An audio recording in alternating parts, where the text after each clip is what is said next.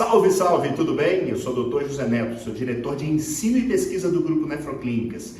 Esse é o Nefrotalks, o podcast da Nefro Academy, braço educacional do nosso grupo. E antes de assisti-lo, inscreva-se no canal, curta, compartilhe e ative as notificações no sininho para receber quando saírem novos episódios. Agora é só curtir, vai lá. Fala, Fernandão, boa noite. Fala, Netão, tranquilo? Fernandão, você melhorou essa luz aí, hein, velho? Eu arrumei um abajur, segui Cara, tá em outro patamar, tá parecendo Globo agora, hein? Agora, careca ficou bacana agora. Brilhando. Nossa, agora ficou show, viu? Tranquilo? Beleza. Deixa eu tirar o John Mayer aqui. John Mayer que tava tocando a hora que eu saí da Nefroclínicas, eu falei assim, vou colocar John Mayer hoje na live. Show de bola, Netão. Sua trilha musical é selecionadíssima. É, assim, tem que ter cuidado, né? Que senão vira um pagode, um funk. Né? A gente vai trabalhando. Fernandão, deixa a turma entrar aí. Enquanto isso, a gente vai trocando uma ideia aqui para começar a falar desse tema que você domina como poucos. Mas até antes da gente entrar propriamente no tema, eu estava lendo esse livro aqui, ó. Cadê? Aqui. Terminei de ler esse livro hoje. Posicionamento. Livro é mais voltado para o lado do marketing e tal, não sei o quê. E no finalzinho do livro, peguei um trecho de um gerente da GM. E aí o sujeito falou que estava numa fábrica em Dayton, lá nos Estados Unidos, e ele meteu uma placa no meio da empresa assim, ó. Este problema aqui, quando resolvido, vai ser considerado fácil. Caraca, isso é o próprio sistema do complemento, velho. É bruto, né, Neto? Na mesma hora, ele me remeteu. Aplicável, né? Eu falei, cara, isso é interessante porque é o seguinte, a história da ciência tem muito disso, né? A história da ciência é marcada por uma série de situações que alguns homens brilhantes aparecem e simplificam problemas que são, na sua natureza, complexos e caminham muito para aquela filosofia da navalha de Ockham, onde Exatamente. você caminha para simplificar e fazer a coisa ser palatável para meros mortais, vamos dizer assim. Cada um na sua, né? E eu não tenho dúvida que hoje a gente vai bater um papo aqui bem bacana a respeito disso.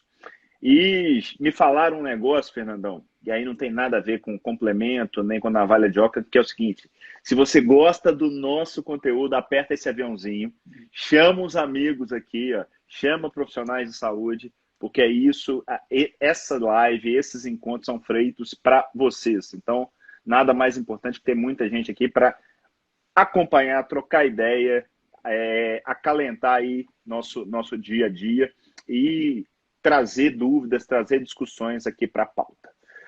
Vamos lá? Vamos começar? Bora. Então, vamos lá.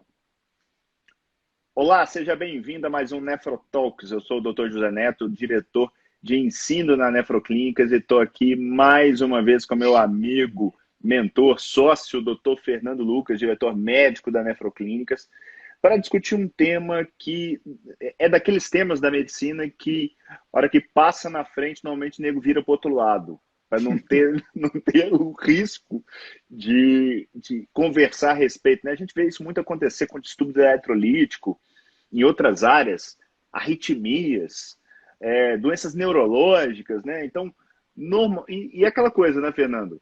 Você só cumprimenta quem você conhece, e às vezes para conhecer certa pessoa dá um pouquinho mais de trabalho.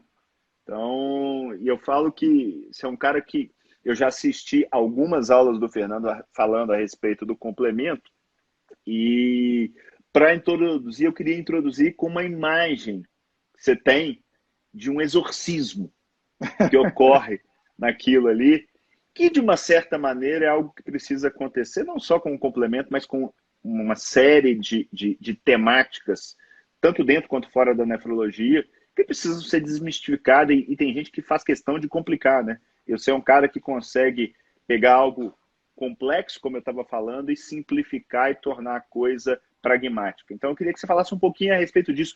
Por que é tão difícil estudar coisas como o complemento?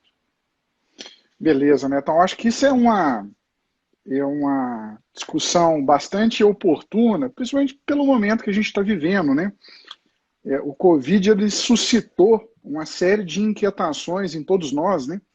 Em vários aspectos, desde aspectos relacionados aí a mecanismo de doença, insights terapêuticos, imunologia, vacina, né? Então, isso, o Covid ele trouxe isso à tona. Mas eu me lembro bem, né, Paulo, que esse meu primeiro encontro com a imunologia, com o sistema do complemento, aconteceu no terceiro período da faculdade de medicina. E a gente faz o curso básico lá na Pampulha, no ICB, e ali eu tive uma aula com uma professora chamada Ana Maria, que era discípula de um imunologista genial chamado Nelson Vaz. E a primeira aula que eu tive com ela foi muito impactante, porque ela trouxe os seguintes insights para a nossa turma. A primeira era o seguinte: ela mostrou um gráfico no qual que mostrava que quanto maior o número de moléculas descobertas no sistema imunológico, menor é a eficácia das vacinas. E o contrário era verdadeiro, entendeu? As vacinas mais eficazes que a humanidade criou foram concebidas no momento que não se sabia nada sobre o sistema imunológico. Pode parecer e é um paradoxo, né? Ou seja, quanto mais se estudou em relação ao sistema do complemento, menos eficazes foram ficando as nossas vacinas. Isso já me chamou muito a atenção. E a outra, então, é porque o sistema do complemento, ao contrário de todo o sistema imunológico, do qual o sistema de complemento faz parte, ao contrário de todos os outros sistemas fisiológicos, ele não começou a ser estudado pela sua normalidade, que a gente chama de fisiologia, né?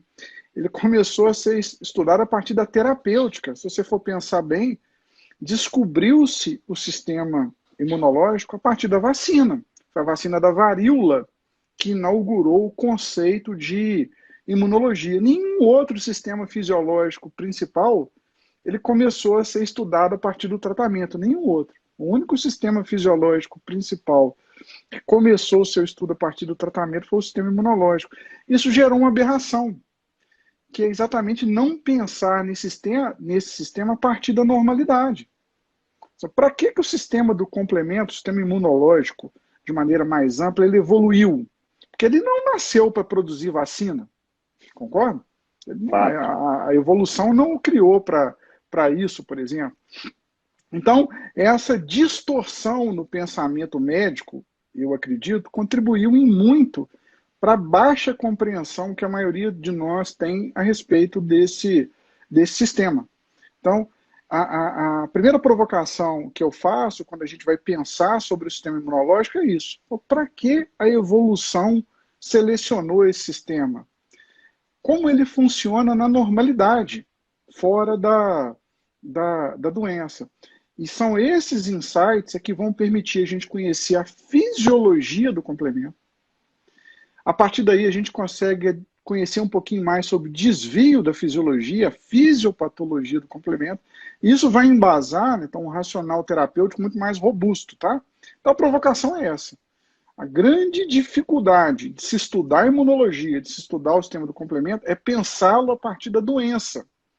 Então a provocação que eu faço para todos é começar a pensá-lo a partir da saúde, como que esse sistema ele se apresenta na saúde. A outra questão também que torna o estudo desse sistema particularmente difícil é o pleomorfismo clínico. Então, as doenças relacionadas ao sistema do complemento, elas são muito pleomórficas, tem muitas formas de apresentação.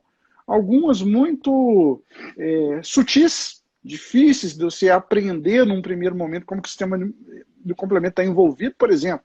Ele está envolvido no diabetes, ele tem cada vez mais sido estudado na nefropatia diabética, ele está envolvido no Alzheimer, ele está envolvido na doença de Crohn, ele está envolvido na psoríase, ele está envolvido na sepse. Então, é um cenário tão pleomórfico que é difícil da gente classificar essas complementopatias.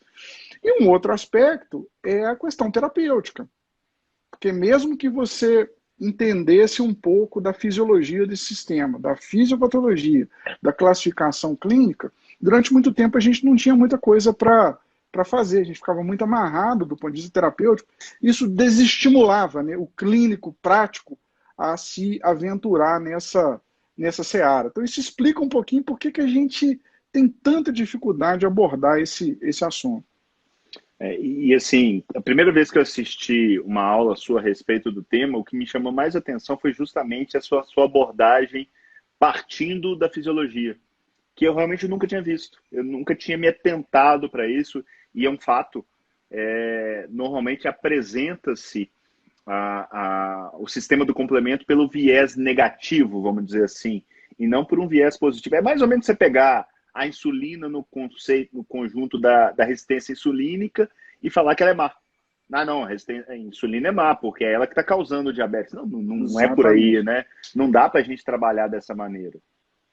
E você me remeteu ao terceiro período da faculdade de medicina, aí, na verdade, é uma situação engraçada, porque imunologia é uma ciência complexa, e eu lembro que uma das provas finais, assim, eu estudei loucamente, porque por uma série de motivos a gente precisava fazer uma nota muito alta, era uma prova em grupo que você fazia com o colega, ou seja, se o cara fosse mal, você ia mal também. Eu tinha estudado pra caramba, um outro amigo estudado pra caramba, de repente vira um maluco, assim, na hora de entrar pra prova. Aqui, me tira só uma dúvida. O antígeno é o bom ou o mal? Nossa. Aí, realmente. Fatura encerrada, né, velho? Vou ficar no terceiro período. Não tem condição. É mais ou menos isso mesmo. Mas, voltando para a nossa discussão, Fernandão. Então, partindo dessa questão fisiológica, para que o sistema do complemento existe? Qual que é a função primordial numa pessoa hígida desse sistema do complemento? Então, vamos imaginar, porque a gente tem, na verdade, uma ilusão quase platônica, né, da perfeição do organismo humano. Mas o organismo humano, ele definitivamente não é perfeito. Ao longo da vida das células, defeitos vão aparecendo o tempo inteiro. Células, elas podem se tornar defeituosas. E esses defeitos celulares, eles não surgem impunemente. Eles precisam ser detectados e precisam ser eliminados. Além disso, tem determinadas células no organismo, né? Existe um fenômeno no nosso organismo chamado apoptose. A apoptose é a morte celular programada. Essas células programadas para morrer também precisam ser eliminadas. Então, defeitos celulares surgem o tempo inteiro, células se programam para morrer, e essas coisas defeituosas, que eu chamo de self defeituoso, ele precisa ser eliminado, porque isso gera uma série de consequências para o organismo. E essa detecção, ela é feita por um sistema selecionado pela evolução, chamado sistema do complemento. Então, o sistema do complemento é um sistema altamente sofisticado que a evolução selecionou, pronto para detectar o tempo inteiro defeitos celulares que vão acontecendo ao longo da vida das células. Então, esse sistema, ele detecta o defeito, ele marca aquele defeito para eliminação. Então, basicamente, Netão, o sistema do complemento é um sistema de qualidade. Ele fica o tempo inteiro fazendo um radar, né, de rastreamento, ele fica o tempo inteiro ali à busca de defeitos para poder marcar esses defeitos para serem eliminados. E esses defeitos, esse self defeituoso, ele é eliminado de duas maneiras. Ele pode ser eliminado por um fenômeno chamado de opsonização, ou ele pode ser eliminado por lise osmótica. Como é que funciona isso? Uma vez que o sistema do complemento ele marque esse defeito, essa marcação ela pode ser reconhecida pelo sistema retículo endotelial. E esse reconhecimento pelo sistema retículo endotelial promove o fenômeno da opsonização. Então, isso pode ser feito por macrófago, pelo fígado, pelo baço, né? Então, todo o sistema retículo endotelial, ele tem um aparato próprio para reconhecer essa marcação do defeito promovido pelo sistema do complemento. Então, o sistema do complemento marcou, o defeito pode ser eliminado por opsonização. Uma outra forma é exatamente a formação nessas superfícies celulares defeituosas de um poro. Ele abre um buraco nessa superfície celular e, através desse buraco, a água entra dentro da célula. E a célula é destruída por osmose. A gente chama isso aí de lise osmótica. Então, o defeito marcado por um poro, capaz de permitir a entrada da água, também destrói aquela superfície reconhecida como defeituosa. Isso acontece o tempo inteiro. Então, a marcação, ela permite a eliminação pelo sistema retículo endotelial ou por lise osmótica. Então, basicamente, o sistema do complemento é um sistema de marcação de coisas defeituosas no nosso organismo, mais propriamente superfícies celulares defeituosas.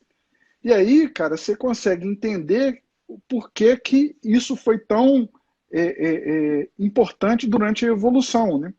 Porque, embora esse sistema tenha evoluído na saúde, né, em condições normais, por acaso, o não-self, a bactéria, o patógeno, é reconhecido como um defeito. E da mesma maneira, ele vai ser eliminado, percebe?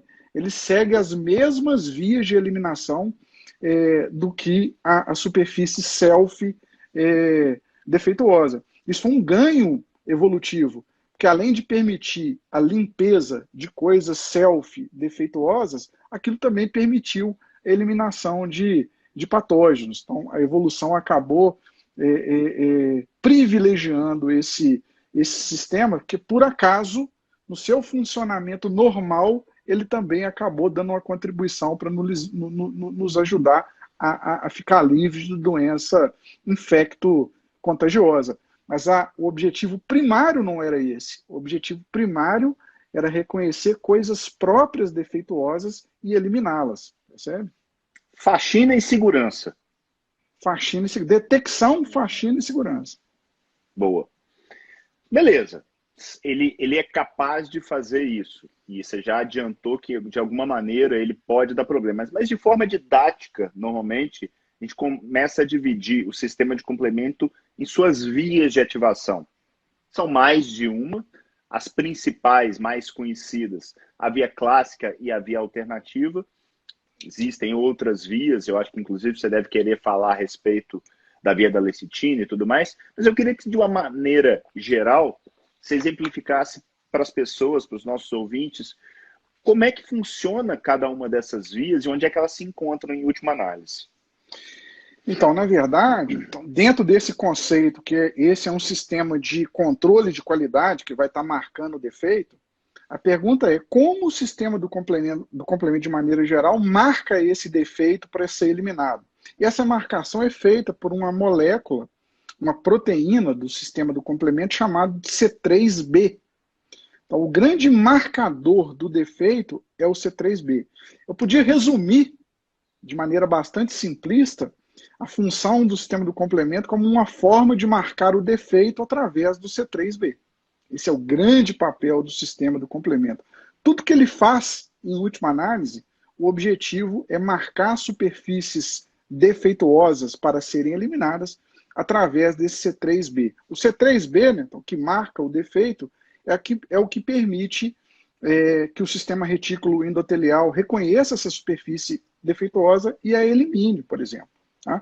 Então, o objetivo, em última análise, é produzir e ancorar essa proteína do complemento, que é o marcador do defeito, na superfície celular defeituosa. E isso pode ser feito por 3 vias, como você bem disse. A via alternativa, a via clássica e a via da lecitina. Mas, em última análise, todas elas querem grudar o C3b na superfície defeituosa.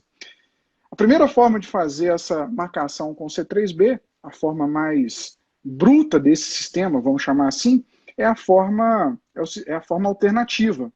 Essa forma alternativa, ela está muito presente no sistema inato, do sistema imunológico inato, o C3 é uma superfície presente no nosso soro em grande quantidade e ela está o tempo inteiro sendo clivada. A gente chama isso aí de takeover.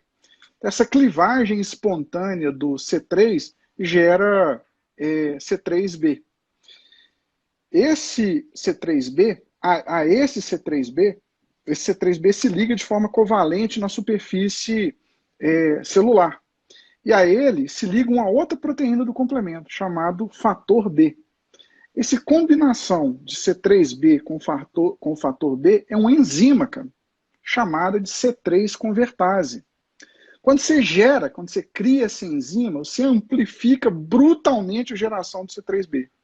Então, a presença da C3 convertase na via alternativa do complemento é capaz de inundar a superfície celular de C3b. E eu já disse, superfície celular marcada com C3b é a superfície que vai ser marcada para a morte, ela vai ser eliminada. E aí é o grande ponto crítico do sistema do complemento.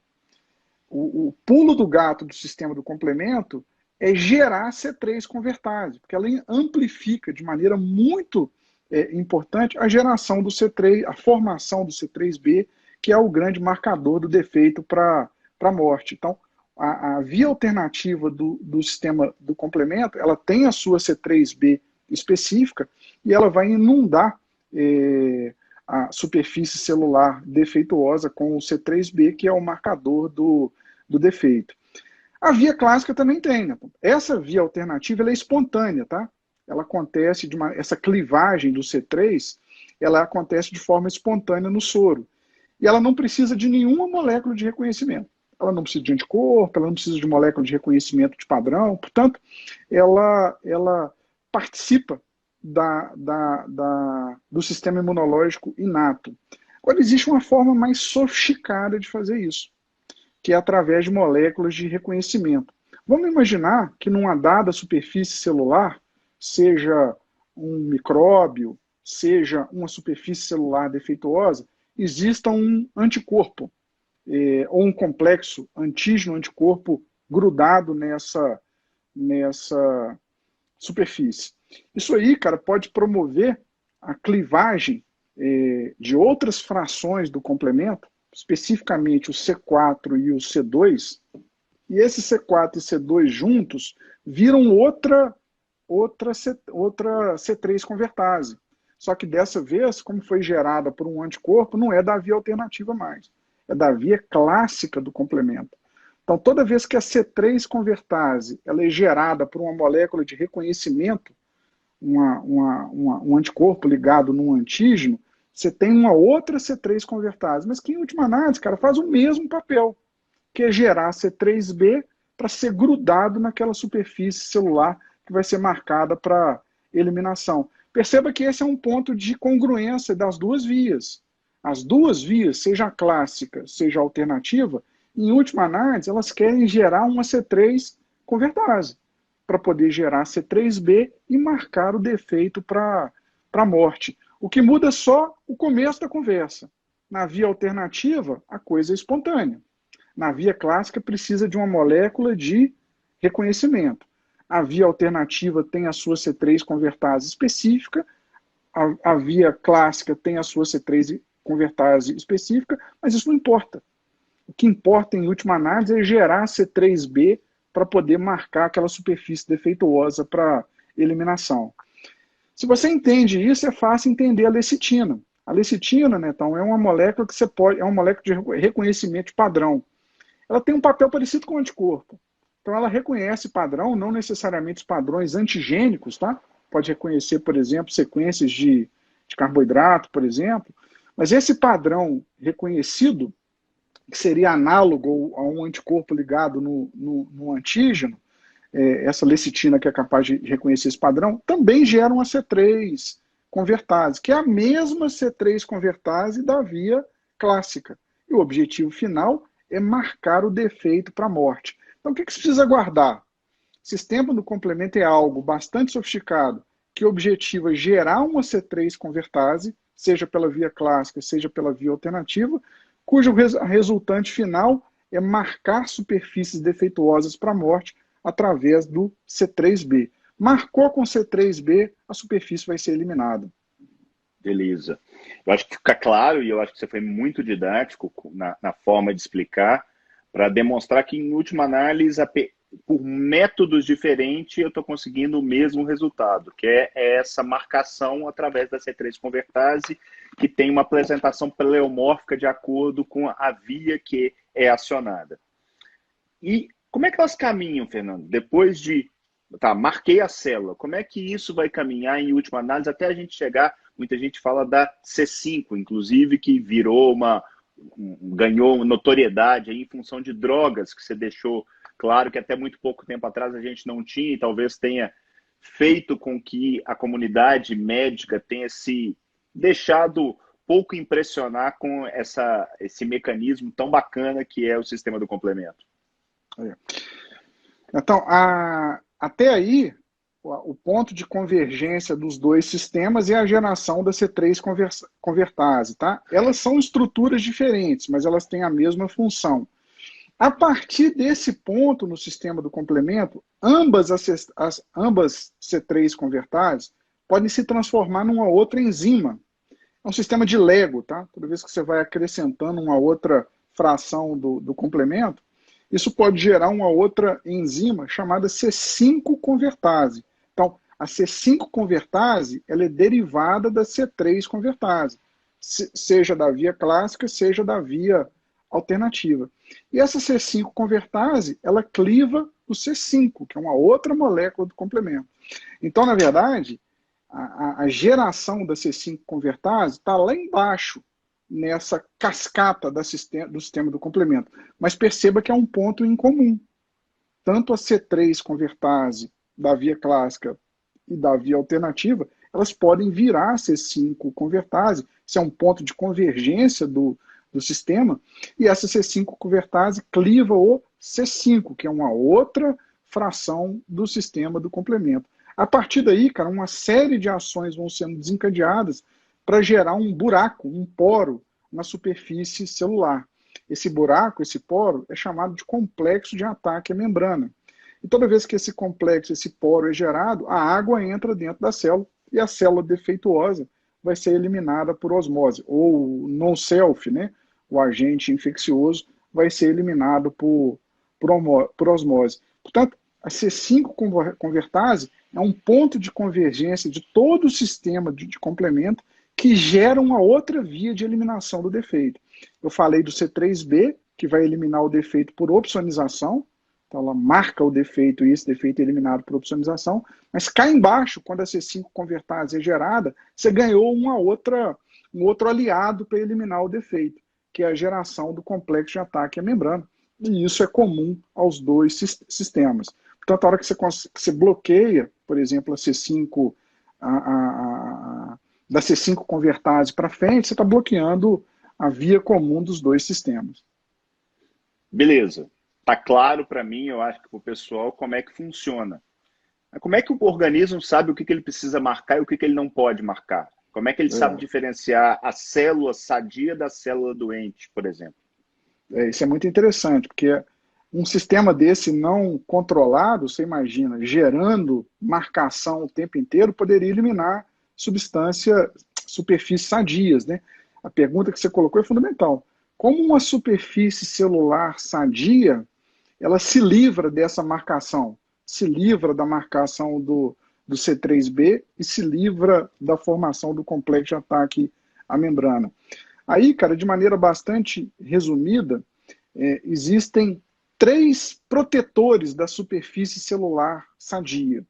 Se esses protetores estiverem atuando, a superfície sadia não é eliminada. E é isso que acontece na fisiologia o tempo inteiro.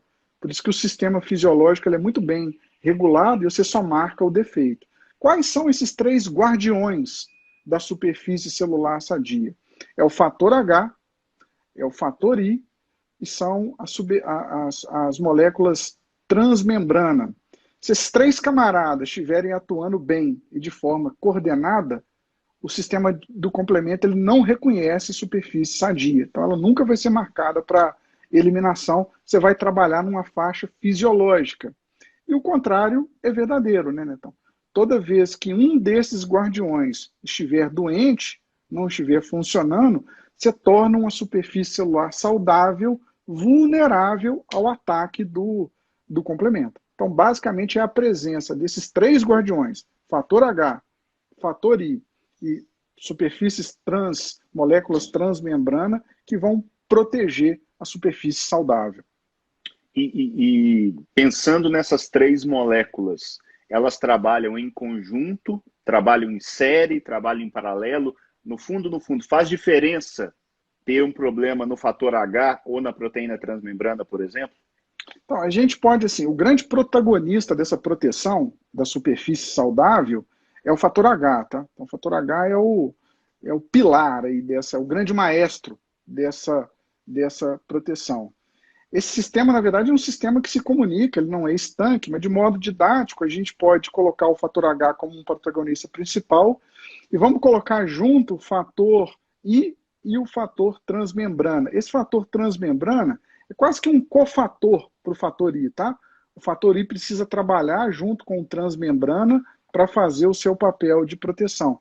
Então, o fator H é um protagonista mais isolado, vamos chamar assim, e o fator I, ele precisa desse cofator transmembrana para poder atuar. De forma didática, tá? Né? Óbvio que isso tem uma inter-relação muito intensa, mas de modo didático a gente pode desenhar o cenário dessa forma.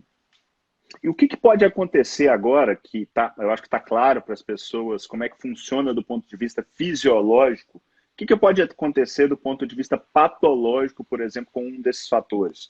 Vamos pegar o fator H como exemplo. O que pode acontecer? Pode ter algum tipo de mutação, pode ter algum tipo de alteração que leve a ele estar hipoexpresso ou hiperexpresso? Como é que funciona isso?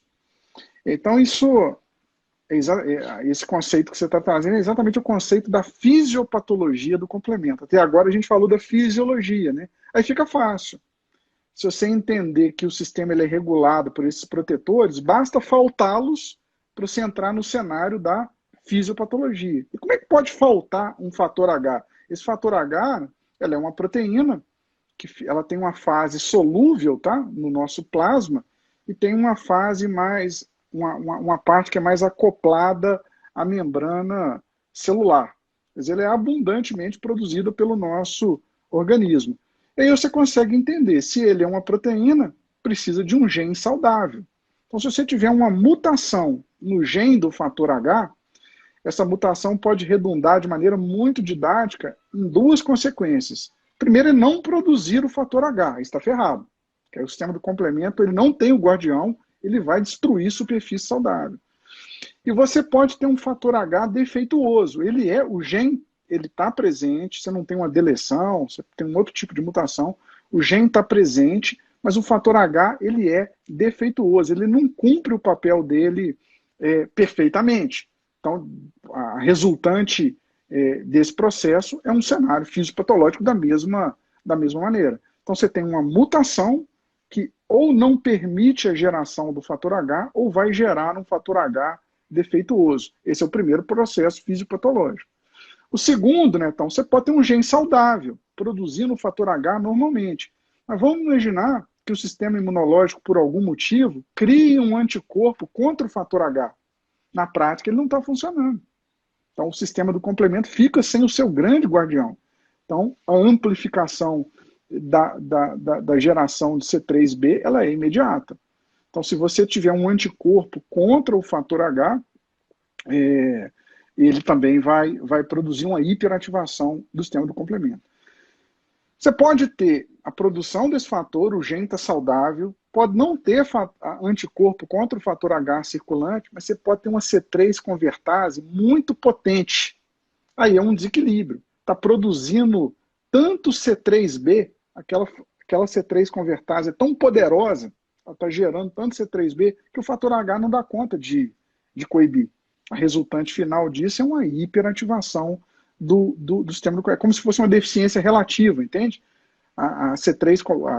Os genes que codificam a C3 convertase podem sofrer uma mutação, e essa mutação transforma a C3 convertase numa super C3 convertase, gerando muito C3b, e o fator H não dá conta de produzir. O nosso guardião, ele não consegue fazer o seu papel.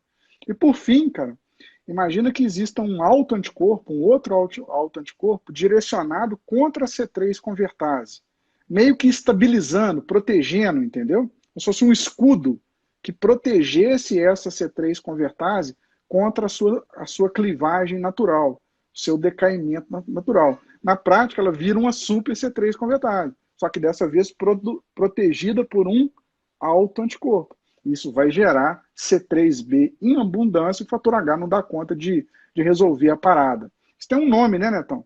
Chama fator nefrítico C3. Então, desmistificando o fator nefrítico C3. O que ele é, em última análise? Ele é um protetor da C3 convertase, transformando a C3 convertase numa super C3 convertase e gerando muito C3b. Então, são 4 processos fisiopatológicos possíveis relacionados à deficiência ou absoluta ou relativa do fator H. Esse é o ponto mais importante, tá, Netão? O fator H é o grande guardião do sistema do complemento, pelo menos o guardião das superfícies saudáveis. Show. Eu acho que então a gente conseguiu até o momento explicar para a turma como é que funciona do ponto de vista normal, do ponto de vista fisiológico, o sistema do complemento, onde é que estão os principais gargalos fisiopatológicos, aí você citou esses 4, só que eu tenho certeza que a turma está assim, pô, eles gostam de prática clínica, eles estão ali do lado do paciente. Como transformar esse conhecimento teórico extremamente bonito em ajuda para o seu Zé, que está com algum problema? Como é que você faz essa divisão? Só para a gente poder dar uma refinada, então, na fisiopatologia, a gente falou do fator H, mas tem 2 outros camaradas que protegem, né, que são guardiões, que é o fator I e o cofator, a molécula transmembrana. O raciocínio é o mesmo, tá, Neto? O mesmo raciocínio que eu falei para o fator H se aplica ao fator I. Então, do ponto de vista de insight propedêutico lá na frente, quando a gente for conversar, você pensa da mesma maneira. Ou é uma mutação que não gerou o fator I, ou é uma mutação que gerou um fator I deficiente, ou é uma C3 convertase poderosa, por mutação ou por fator nefrítico, pelo autoanticorpo. E o cofator também geralmente é uma mutação no cofator transmembrana, que vai impedir que o fator I cumpra o seu papel de proteção. Então a gente fechou a fisiopatologia. Já explicamos a fisiologia do complemento, agora a gente deu uma fechada na fisiopatologia. O que você está me propondo é falar um pouquinho da expressão clínica, né? Como é que esse desvio da fisiopatologia se expressa do ponto de vista clínico, no paciente que chega no consultório. Como eu disse, isso se aplica a uma pleiade de doenças. Eu vou me ater aqui ao cenário da nefrologia. Então, do ponto de vista de síndromes renais, a gente pode dividir em 2 síndromes a expressão fisiopatológica desse sistema. A primeira síndrome é a síndrome glomerular e a segunda síndrome é uma síndrome microangiopática trombótica. Em relação à síndrome glomerular, ela vai se caracterizar, né, por uma expressão predominante ou dominante de C3 na imunofluorescência, lá na biópsia renal do paciente. Então, o que caracteriza a síndrome glomerular não é a microscopia óptica, é a imunofluorescência. Tem um predomínio do depósito de C3, o que nos parece bastante óbvio e intuitivo. Então, toda vez que você tem um C3 dominante, a gente vai chamar isso aí de glomerulopatia do C3. Essa glomerulopatia do C3 é um guarda-chuva que alberga 2 outras doenças glomerulares. A glomerulonefrite do C3 e a doença de depósito denso. Então vamos recapitular. A glomerulopatia do C3 tem 2 subtipos. A glomerulonefrite do C3 e a doença de depósito denso. Como é que você divide um e outra? Já não é mais pela imunofluorescência, é pela microscopia eletrônica. Então, a característica dessa condição, a microscopia eletrônica, vai definir a doença de depósito denso ou a glomerulonefrite do C3, perfeito? Então, isso é a síndrome glomerular. E a síndrome microangiopática trombótica? Aí é uma MAT.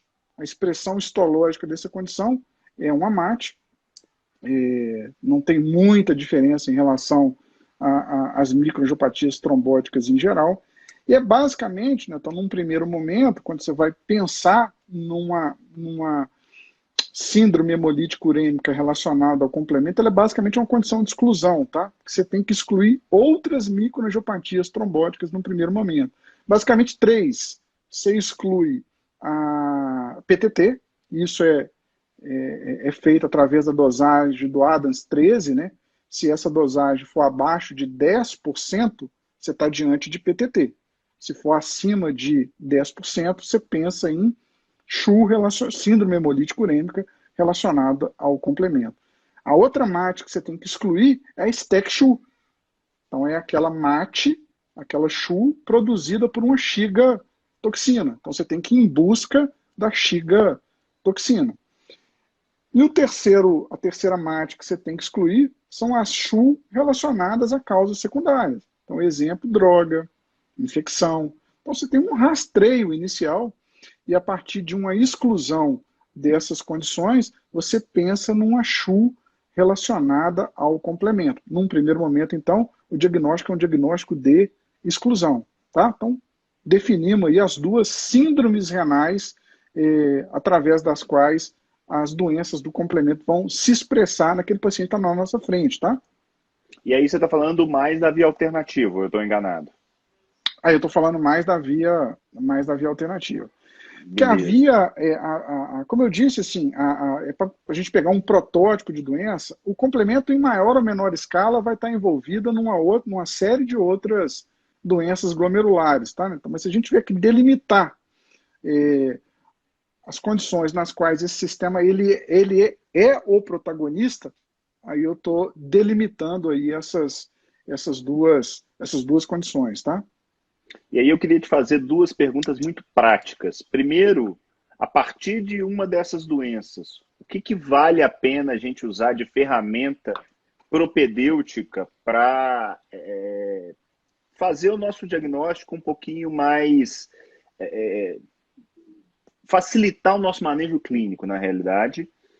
E se, em última análise, eu estou tendo uma hiperativação do complemento, por que nem sempre eu vou ter o complemento baixo? Então, assim, pergunta muito boa. Vamos responder a primeira, né, Tom? Então, percebam que tanto a glomerulopatia do C3 e a SHU relacionada ao complemento, antigamente chamada de SHU atípica, né, Tom? Elas são espectros de uma mesma condição. A gente pode chamar aí de complementopatias renais, tá bom? Mas elas são espectros. São matizes aí do mesmo espectro. Portanto, a propedêutica complementar dessas condições, elas guardam aí similaridades. Então, a gente pode investigar de modo mais ou menos semelhante, tá? Tanto a glomerulopatia do C3 como a SHU relacionada ao complemento. E aí, cara, também uma coisa meio que intuitiva. Se eu falei que o problema pode estar relacionado lá no gene que gera aquela proteína do complemento, tem todo sentido do mundo você estudar as mutações, concorda? Não existe, cara, um painel de mutações capaz de ser estudado. Aí você vai estudar mutações relacionadas ao fator H, ele é o nosso protagonista, ao fator I, ao cofator, que é a proteína transmembrana. Então, existe um painel de estudo para essas mutações que cada vez mais tem sido ampliado. Se descobre cada vez mais mutações, isso aí é um campo sem fim. Né? Isso é uma propedêutica muito sofisticada, cara, tem poucos centros no mundo que fazem. Na prática clínica a gente não consegue realizar. Isso aí geralmente está relegado a centros de pesquisa, geralmente em outros países. É bem difícil de realizar esse estudo de mutações, entendeu? Na prática clínica é bem complicado. Mas você pode estudar as proteínas, concorda? Pô, eu não consigo estudar mutação. Mutação é uma coisa que está fora da minha possibilidade. Mas às vezes eu estudo aquela proteína do complemento no soro.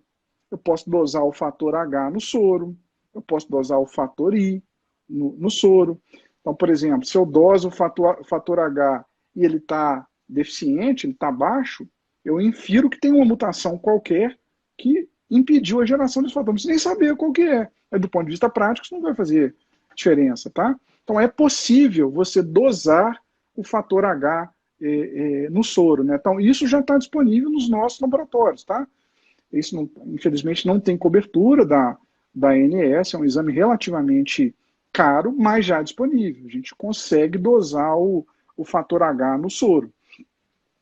Você consegue dosar também, eu falei com vocês que um aspecto muito importante da fisiopatologia é o anticorpo contra o fator H, né? Você pode dosá-lo também. Então, você fez a dosagem e detectou o anticorpo, isso também já te dá um insight terapêutico, como a gente vai falar lá na frente. Pode mudar a sua decisão terapêutica. Então, anticorpo contra o fator H também é dosável. A gente consegue dosar ele na prática clínica. Os grandes laboratórios já fazem. E, por fim, né, então, você pode dosar o anticorpo contra C3 convertase, que é aquele guardião, aquele escudo, né, que vai tornar a C3 convertase muito poderosa, que a gente chama de fator nefrítico C3. Ele também é dosável. Então, o que eu sugiro na prática, se você não puder fazer uma análise completa, e geralmente não pode, é dosar esses 3 fatores. Dosa o próprio fator H no soro, dosa o anticorpo contra o fator H e dosa o fator nefrítico. Se você tiver essas 3 informações, você consegue desenhar um tratamento, como a gente vai falar para frente. Aí é uma curiosidade pessoal, você que tem uma experiência grande com isso. Você costuma dosar os outros, fator I, algum tipo de proteína, e dentro dessa lógica, você tem muito positividade? Você consegue realmente ser efetivo aí nos casos de complemento-apatia que você tem no seu consultório? Então, eu não doso porque, primeiro que os defeitos relacionados ao fator H são os mais prevalentes, tá? Eles são os mais abundantes. Então, se você tiver pouco tiro para dar, você tem grande chance de acertar dosando o fator H. E até onde eu saiba, eu não conheço laboratório que dose o fator I, e nem anticorpo quanto o fator I, pelo menos laboratório clínico, prático, entendeu? Então, mas seria uma coisa que poderia fazer seguindo o mesmo racional, entendeu? Caso aí tivesse entra disponível. Pareto, né? Aí entra Pareto, exatamente. Beleza. E só para a gente passar para o racional terapêutico, uma dúvida que é muito frequente beleza, mas por que nem toda doença do complemento consome complemento? Então, na verdade, cara, o C3, principalmente nessas doenças que estão relacionadas à via alternativa, nem sempre o C3 ele é consumido, porque ele é uma proteína muito abundante no soro. A quantidade de C3, tem que ser mesmo, né? Eu falei com você que ele está presente ali na face inata do sistema imunológico, ele precisa estar muito presente, é um sistema de rastreio muito importante, então a concentração dele no soro é muito alta, né? Então, às vezes, o paciente ele já sai de um nível muito alto, existe um consumo em termos absolutos, ele caiu, mas na hora que você dosou ainda está dentro do valor de referência, entende? Então, principalmente para o C3, o C4 não é tão abundante, mas principalmente para o C3, eventualmente vale a pena você fazer dosagem seriada, porque a queda progressiva do C3 pode te colocar na cara do gol, você pode te favorecer seu diagnóstico aí de uma complementopatia do C3, uma doença da via alternativa, tá? É por isso, pela abundância do C3 no soro. É a mesma orientação que se dá, por exemplo, com relação à plaqueta, né? Isso, quando você tem, exato. às vezes, uma queda que não é tão significativa, às vezes você não tem nenhuma plaquetopenia estabelecida pelos critérios convencionais de forma absoluta, mas em termos relativos houve uma grande queda. Eu Perfeito. acho que é o mesmo racional, né? Beleza, Fernandão, nós temos aí pouco menos de 10 minutos, eu queria falar um pouquinho de racional terapêutico. Ok, você já delineou para a gente os vários pontos onde eu posso ter algum tipo de problema. Como atacar? O que a gente tem hoje para lançar a mão de acordo com essas várias alterações fisiopatológicas? Então, cara, se você entendeu a fisiologia, você entendeu a fisiopatologia, o racional terapêutico é muito fácil. Então vamos imaginar o primeiro cenário, que é a falta do fator H, por exemplo. Uma mutação que gere uma falta do fator H. É fácil, é só dar plasma para esse paciente. Concorda que num plasma normal está cheio de fator H saudável? Você infunde plasma no paciente. Tá? Então se você tem uma mutação que gera a falta do fator H é só da plasma. Vamos imaginar uma outra condição, que é uma outra mutação que gera um fator H doente. Ele está presente, mas ele não é funcional. Também é fácil. Tira a coisa doente e põe uma coisa saudável.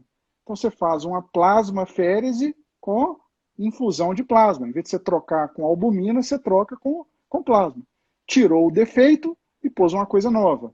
O mesmo vale para uma C3 convertase mutante, poderosa, que está gerando C3b o tempo inteiro. Essa C3 convertase doente, você tira ela com plasmaférese e dá um plasma novinho com a C3 convertase funcionante. Esse é o princípio, o racional terapêutico para plasmaférese com infusão de plasma. O outro princípio, né, então, é imunossupressão. Em que lugar que tem imunossupressão nas complementopatias? Autoanticorpo. Então vamos imaginar que você tem um autoanticorpo contra o fator H, por isso que eu falei que era importante dosar ele em níveis absolutos e dosar o autoanticorpo. Então, se você tiver um autoanticorpo, você imunossuprime o paciente para coibir essa formação de anticorpo. Existe um outro princípio que norteia o racional, está relacionado com o cofator. O cofator, cara, ele está presente na membrana. Ele não é uma substância presente no soro. Então, quando o problema ele é relacionado com o cofator, não adianta dar plasma, não adianta fazer plasmaférese, não adianta imunossuprimir. O tratamento tem que ser de outra natureza, tá? Porque não é uma proteína aberrante que está presente no plasma e tampouco é a falta de uma proteína dessa natureza. Então, aí, sendo nenhum das opções terapêuticas assim são aplicáveis. Por isso que é importante, às vezes, conhecer a mutação. O Flávio apresentou no Nefro Expert um caso, o Flávio de São Luís, cuja mutação era de um cofator. Então, nenhum desses racionais que eu acabei de falar é aplicável. Nós falamos lá na fisiologia do sistema do complemento, né, que esse sistema tem um ponto em comum, lembra disso? Que é a geração da C5 convertase, em última análise, a formação do complexo de ataque à membrana, que é aquele buraco que vai destruir a célula por osmose. Se não tiver C5, não tem complexo de ataque à membrana. E esse C5 é comum às duas vias, a via clássica, a via do complemento e a via da lecitina.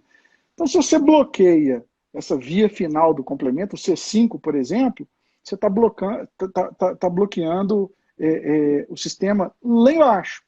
E existe uma substância que faz isso, né? Então, que é o eculizumab.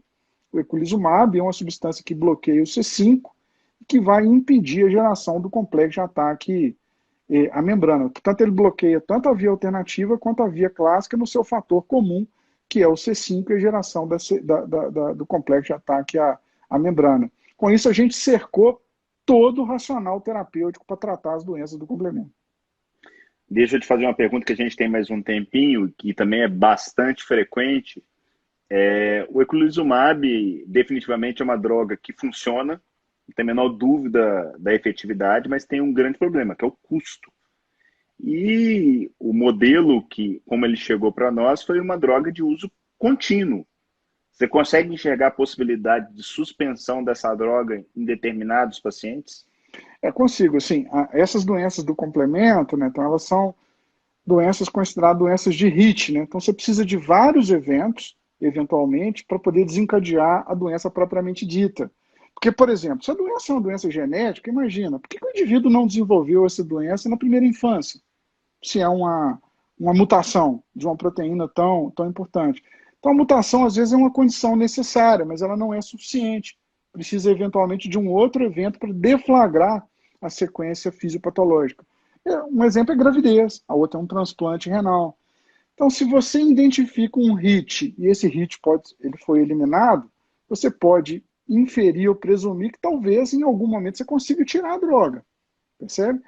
E a outra é quando tem um autoanticorpo na jogada. Então, vamos imaginar que o problema seja um autoanticorpo contra o fator H. Eu sei imunossuprimir o paciente. A gente pode até discutir depois como a gente faz a imunossupressão. E a imunossupressão ela foi eficaz o suficiente para diminuir o anticorpo contra o fator H em níveis subcríticos.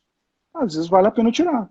Então eu imunossuprimir, diminuir a produção do autoanticorpo, mas eu posso tentar tirar a droga, tá? Então, é claro que isso tem que ser feito com muito cuidado, acompanhar o paciente de perto, mas é possível, baseado nesses dois princípios, tá? Que é uma doença de HIT e que, eventualmente, pode ter um autoanticorpo controlável por imunossupressão. Você quer falar alguma coisinha a respeito de imunossupressão? Você tem 2 minutos. Cara, a imunossupressão é o seguinte, tanto a CHU relacionada ao complemento quanto a glomerulopatia do C3, elas são tratadas, os princípios que eu falei podem ser aplicados, eventualmente aliados à imunossupressão. Tá? A imunossupressão, de maneira resumida, ela envolve uma fase de indução com corticoterapia em alta dose, associada ou a alquilante, pulsos de ciclofosfamida, ou micofenolato. Então, corticoide em alta dose, pulsos de ciclofosfamida, varia de 2 a 6 pulsos mensais de ciclofosfamida, 500 mg por metro quadrado, tá? Ou micofenolato, numa dose de indução de 1 grama BID. Cumpriu esse período de indução, né, então, que varia aí de 3 a 6 meses, o paciente respondeu, você migra para uma fase de manutenção, com a azatioprina ou micofenolato numa dose menor, corticoide numa dose pequenininha. Não respondeu, cara, a doença cronificou, o rim está fibrosado, aí game over, você deixa a terapia nefroprotetora inespecífica, tá? Então esses princípios valem tanto para CHU relacionado ao complemento, quando tem um autoanticorpo na jugada, quanto na glomerulopatia do C3. Tendência na indução, usar micofenolato. Essa é uma tendência, tem alguns trabalhos mais recentes, de melhor qualidade metodológica, apontando para a eficácia do micofenolato no contexto da indução. Lembrando que, né, então, além dessa imunossupressão de indução e manutenção, naquelas formas mais agressivas de glomerulopatia do C3, eventualmente você pode usar plasmaféres com infusão de plasma, tá? Lembrando que ela é uma doença relacionada ao complemento e tudo que eu falei até agora pode se aplicar. Então, naquelas formas agressivas, crescênticas, malignas, você pode usar plasmaféres com reposição de plasma aliado com esse esquema de imunossupressão que eu acabei de descrever. Show de bola. Acho que conseguimos passar aí por boa parte daquilo que incomoda não só os nefrologistas, mas aos médicos de maneira geral. E deixar uma mensagem, né? Estudem o complemento, que tá vindo muita coisa por aí, viu? Muita coisa, exatamente. Fernandão, mais uma vez, muito obrigado, turma. Fiquem aí conosco. Semana que vem, muitos assuntos em voga. A gente está pensando em fazer temas relacionados à medicina, mas fora da caixa. Então, vem muita coisa boa aí para 2021. Então, grande abraço. Fica aqui com a gente no IGTV. Tem isso aqui. Deixa seu comentário, sua curtida. Marca alguém que pode se interessar pelo tema. Deixa algum tema de interesse para a gente. É muito legal ter vocês aqui conosco. Em breve, notícias a respeito do nosso segundo Nefro Expert. Beleza, Netão? Grande abraço. Turma, falou, grande turma. abraço. Valeu. Um abraço. Até a próxima. Tchau, tchau. E aí, gostou do nosso episódio? Se sim, curta, compartilha, deixa seu comentário, se inscreve no canal e não deixe de ativar as notificações no sininho para receber quando saírem novos episódios. Valeu, até a próxima!